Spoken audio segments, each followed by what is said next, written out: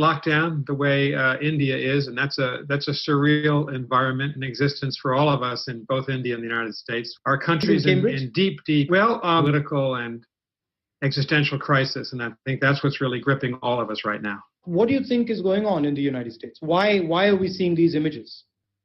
In the U.S., we've had a problem of race, of mistreatment of African Americans. Since the beginning of the founding of the country, the first slave ships arrived here in 1619.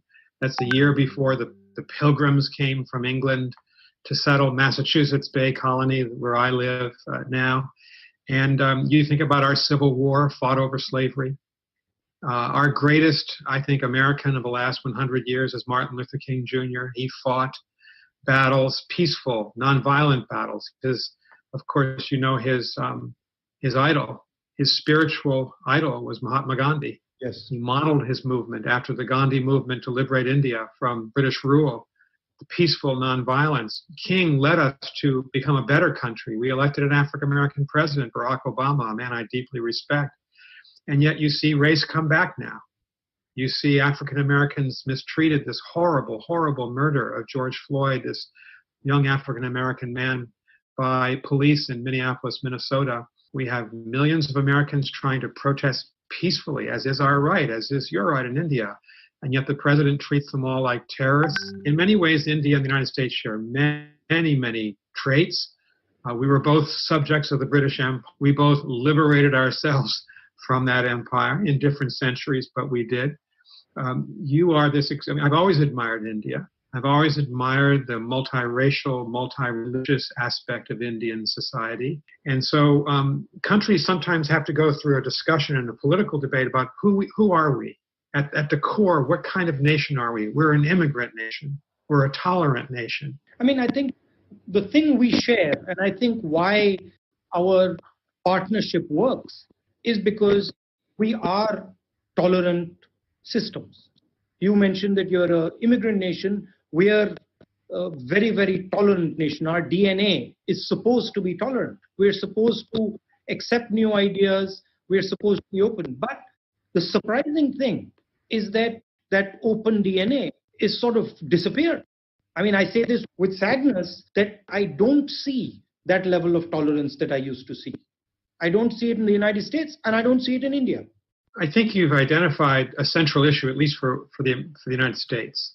And the silver lining here, the good news is that we have people demonstrating all across the country in every major city in the United States this week, peacefully, on behalf of tolerance, inclusion, minority rights, all these essential issues at the core of our democracy. And I think one advantage is that we democracies have, say, over an authoritarian country like China, is that we can correct ourselves as a self-corrective part of our national DNA in India and the United States. And as all democracies, we resolve this at the ballot box in free and fair elections. We do not turn to violence. We do this peacefully. That's the India tradition that we love about India from your founding. In the 1930s, the protest movement, the Salt March, all the way to 1947 and 48. So I take the rule that I can't comment on your country because I don't know it nearly as well, obviously, but my country, I think, will be back. We'll be back. We'll strengthen our democracy. But I feel that this division which occurs is actually tremendously weakening for the country. But the people who do the division portray it as the strength of the country. When you divide African Americans, Mexicans, and other people in the United States, or you divide Hindus and Muslims and Sikhs in India, you're weakening the structure of the country. But then the same people who weaken the structure of the country say that they're the nationalists. Well, I think that's what President Trump is all about. He wraps himself in a flag. He declares that he alone can fix the problems. I must say, I think President Trump is in many ways an authoritarian personality. But in our country, you're seeing the institutions remain strong. Mm-hmm. The military clearly saying over the last few days, individual senior military leaders, we will not put American military troops onto the streets. That's the function of the police forces, not the military force. We'll abide by the Constitution. The senior military officer, General Mark Milley, said this week, Americans have a right to protest. They have a right to disagree with the government. These are so fundamental. It's extraordinary we have to even debate these. So we're back to debating first principles. But again, I do see strengths that democracies go through trials. We play out our differences in political campaigns or in street protests, but at least we can do that. You can see authoritarianism coming back in China, in Russia. And we democracies, we sometimes go through painful episodes because of our freedoms, but we're so much stronger because of them. That's our advantage, I think, inherently over the authoritarian countries. When we look at the relationship between India and the United States, there's been a lot of progress over the last couple of decades. But one of the things I've noticed is that a relationship that used to be a partnership seems to have become very transactional. It's become episodic and transactional, and then a relationship that used to be very broad, education, defense, healthcare, multiple fronts, has sort of focused down mainly on defense. I mean, what do you think about where the relationship between India and the United States is going? Well, from an American perspective, it's interesting in our country right now, Democrats and Republicans agree on very little in our Congress, but there is, I think, nearly universal support in both of our political parties that the United States ought to have a very close, supportive, and all-encompassing relationship with India. We're the two largest global democracies. I would argue we're the two most important global democracies. The secret weapon in the relationship, I'm sure you'll agree, has been the Indian-American community. It's an extraordinary community in the United States. They started out lots of engineers and scientists staying on in the 1970s and 80s, becoming doctors in our hospitals. We now have, as you know, senior political leaders in Congress, in state governors, senators who are Indian American. We have Indian Americans in every facet of life. Some of our major tech companies in California, our CEOs are Indian Americans. So I think there's been a maturation of that community, and it's a profound bridge between the two countries. So I'm very hopeful that the U.S. and India, our societies, not just our governments, but our society, very close, intertwined, integrated.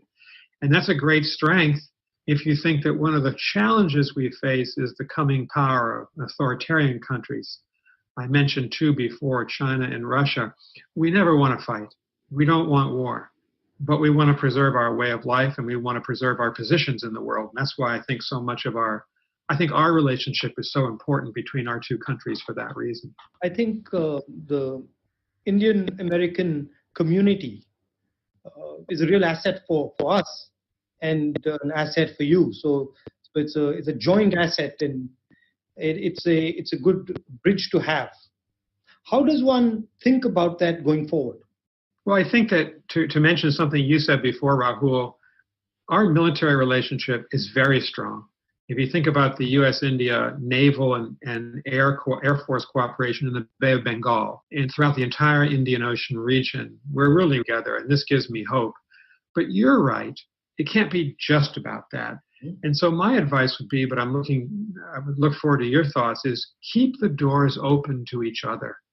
Lower the restrictions on the movement of peoples between the two countries.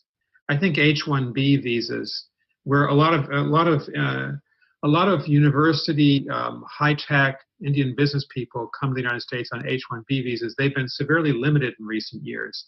We simply don't have enough engineers in the United States to run our economy. And India can supply many of those engineers. I'd keep the barriers low. I would encourage the movement of people, encourage university exchanges, and certainly encourage us to be working together on democracy promotion around the world, on science, on public health issues. If there's another pandemic in our future, and there most likely is, of some sort, our two countries could be doing a lot more together in terms of vaccine for poorer members of our society. I'd like to see our relationship go in that direction as well. If I look at the history of the United States, and I go back over the last century, I see big ideas, right? I see the Marshall Plan. I see how the United States worked with Japan, for example. I see how the United States worked with the Koreans, and these societies were transformed. I don't see that right now. I'll be very blunt with you. I don't see that type of a vision coming from the United States that is transformative. And one doesn't expect regional ideas from the United States. One expects global ideas from the United States.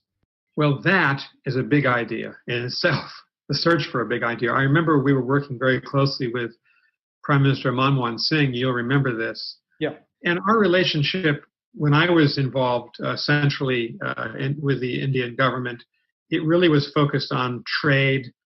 It was focused on the military relationship. And we were always searching for your big idea. You're right, because we have something very precious in common, and that's our democratic traditions. I still think that finding a way for Indians and Americans and our governments to combine forces to promote human freedom, promote democracy, promote rule of the people in the world, I think that is a powerful idea that Indians and Americans can bring together to the rest of the world. Again, we are not looking for a conflict with China, but we are waging, in a way, a battle of ideas with China. We can't decouple ourselves or delink ourselves from China. I would love to hear your thoughts on this. I'd say cooperative competition without ever going into violence. Yes, they have a different worldview. Yes, they have an authoritarian worldview. Yes, we have a democratic worldview. And I'm pretty confident that the democratic worldview will do well. But in order to achieve that, that has to start from inside our countries. We can't have a authoritarian perspective internally and then make that argument. That argument has to be made from the foundation of democracy within the country itself, within our countries. And that's where I see the problem, that it becomes very difficult for us to, from our perspective, to make an argument of democracy when our institutions are being torn apart, when our people are scared, when millions of people in our country are terrified of what's going to happen to them. The most important battle, from our perspective, yours and ours, is to actually bring back our countries to where they used to be, which is sort of where we embrace our cultures, where we embrace our past, where we embrace our people, and where we sort of we give a healing touch, as opposed to this sort of aggressive politics that we're stuck in. Yeah, I think that's a very interesting point. That India and the United States can be working together, not to, as you say, not to fight China, but to make it observe the rule of law as we try to live together in this world. Why do you think that in this COVID crisis, and I say this for most countries, including India and the United States, why do you think there has been almost no cooperation? I think you and I have talked about this before. It's a terrible, terrible disappointment to me. I'm sure it is to you. This crisis was made for the G20. It was made for Prime Minister Modi and President Xi Jinping and Donald Trump to be working together, all of our countries, for the common global good. All of us are confronted. Every Indian American is vulnerable to this disease. And I would have thought at the beginning of the crisis, I would have predicted that countries would have put down their differences and worked for a vaccine together, or how to distribute that vaccine in an equitable and humane fashion. And it hasn't happened, mainly because Donald Trump doesn't really believe in international cooperation. He's a unilateralist. He wants America to go it alone in the world. And Xi Jinping chose to compete with Trump. Been the U.S. and China at the heart of the problem here. And I hope when the next crisis comes, we'll do better to work together in a more effective way. And it's the same. It's the same in Europe. I mean, one sees the same friction between Germany, Italy, the United Kingdom that one sees across the world. So there is something happening in the world where people are going into themselves, becoming insular. And I think this COVID crisis has accelerated that sense. A few days ago, I had a similar conversation like this with one of the big business people in India. And he said to me, look, before I spoke to you, some of my friends called me up and said, don't speak to him, it will be very bad for you, bad things will happen to you. And so there is this atmosphere of fear. You take unilateral decisions, you do the biggest lockdown in the world, most rigorous lockdown in the world, and then you have millions and millions of your manual laborers walking thousands of kilometers back home. So it's this unilateral, episodic type of leadership where you just come and do something and go away. It's very, very destructive. But it's the flavor of the times. That's the unfortunate thing. It's everywhere. And we are fighting it. These are difficult days all over the world. I think they're difficult days. A major political party. 100%. See, I'm 100%. I'm hopeful. I'll tell you why I'm hopeful. Because I understand the DNA of my country, and I know that for thousands of years the DNA of my country has been of one type, and it can't be changed. So yes, we are going through a bad patch. COVID is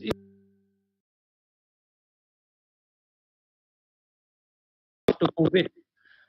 New ways. I can already see people cooperating much more than they were before. Now they realize that actually there are advantages to being unified. There are advantages to helping each other. So that is there. How do you think COVID is going to shape the balance of power? What is going to happen, in your view, between the United States, China, Russia, India? What is going to be the effect of COVID? That we set aside global political rivalries on issues like climate change or pandemics, because these issues are existential for everyone. They unite every person in the world, 7.7 billion people. We need to have a future of global politics. Of course, we're going to compete. China and the United States, India and the United States, but we need to preserve space that we can work together on behalf of individual people around the world and give those people some hope that we as governments can help them. That's the challenge with COVID. If you think of it, the last 7 years, we've had SARS, H1N1, Ebola, and now the coronavirus. 4 pandemics in 17 years. We will have another pandemic in the next 4 or 5 years. Can we respond as a global community more effective? Can we work together? I think that's the great challenge that I see coming out of COVID. And in terms of the balance of power, do you think that's going to shift in any way, or do you think that's going to stay the same? Or what is going to be? I think a lot of people right now are saying that China is going to surpass. China's winning the battle.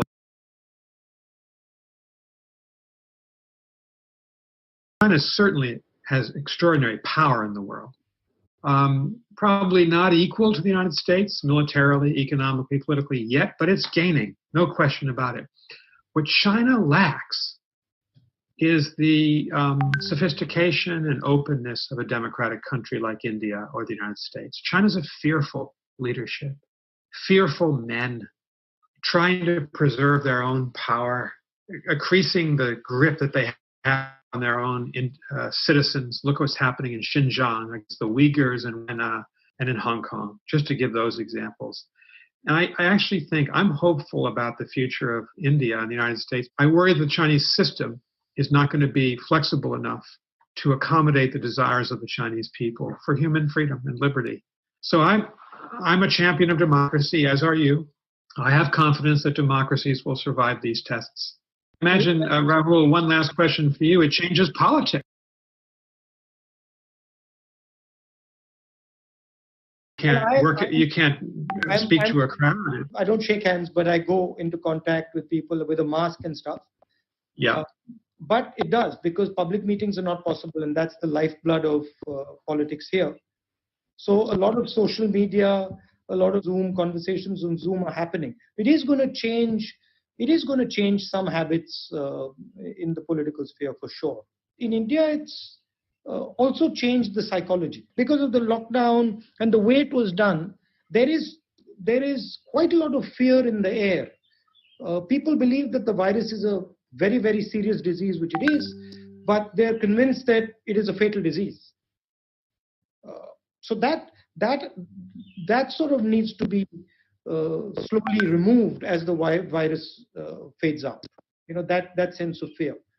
I was just going to say our battle here is to maintain social distancing, try to convince people to wear a mask just like it is in India, because people are beginning to let down their guard in the United States, particularly young people. And another reason, I think, to keep the universities closed is to protect people. And so I think having that discipline to maintain these kind of shutdown is very important to get through this in the future. Thank you, Ambassador.